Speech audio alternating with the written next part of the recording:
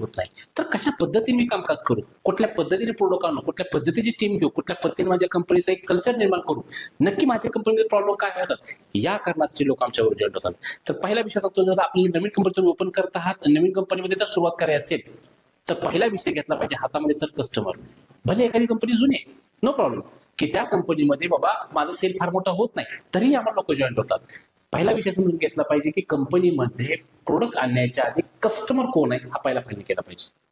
Customer जर तोपर्यंत final करत नाही, तोपर्यंत कुठल्याही प्रकारचे प्रोडक्ट तुम्ही आणू शकत नाही.